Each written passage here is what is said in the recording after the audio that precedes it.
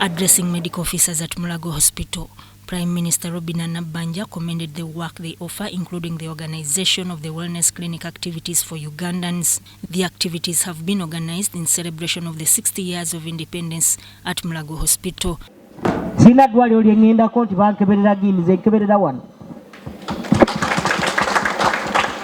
Omanyi kye nayiga nga ndi minisita w'ebyobulamu nti amalwaliro gonna ge mulaba wano agayetoolodde Mulago gonna abasawo gabajja wano. Kati bababbira bwereere.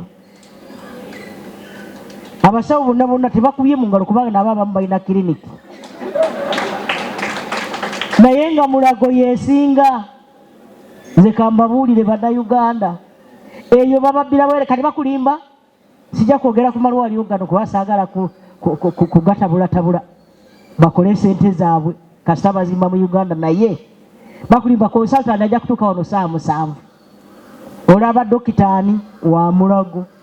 Nabbanja said medical officers' salaries were increased and warned the practitioners from absconding from duty. She vowed to fulfill the pledges of the hospital but was concerned about the increasing breakdown of equipment, especially the MRI scan that cannot be repaired. Netulaba nga CT scan ezawano tezikola. Ye bwefa akantu katono nnyo temukakanika. MRI naleka wano MRI wano. Mpya state of art machine eyaffe tekole ya government.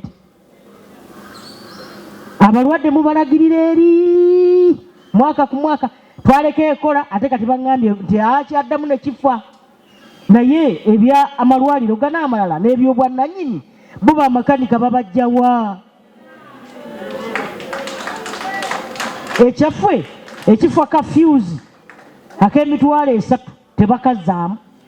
Nabbanja says many Ugandans do not have money for private treatment and warned them against using the hospital equipment for their own desires. Abalwadde abamu tebalina capacity egenda kuwa sente ziri ez'obuwanana. Tebalina gye balaga. Nze wano naletawo maama wange omuto yafiira wano.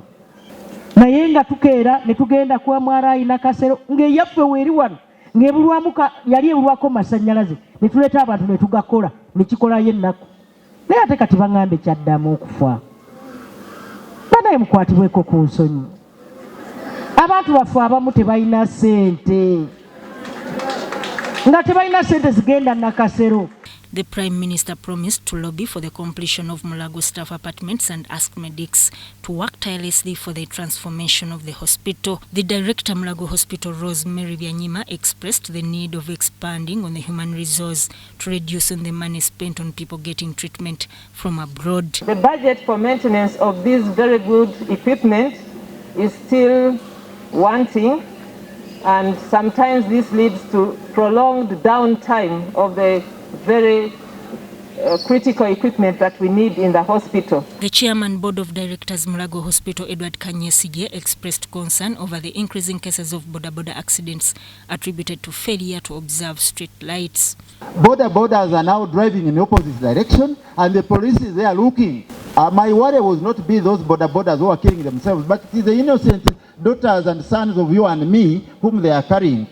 Over 1,000 people embraced the wellness clinic activities organized by the Directorate of Diagnostic Mulago National Referral Hospital. Sudat Kaye, Zahara Bigaba, UBC News.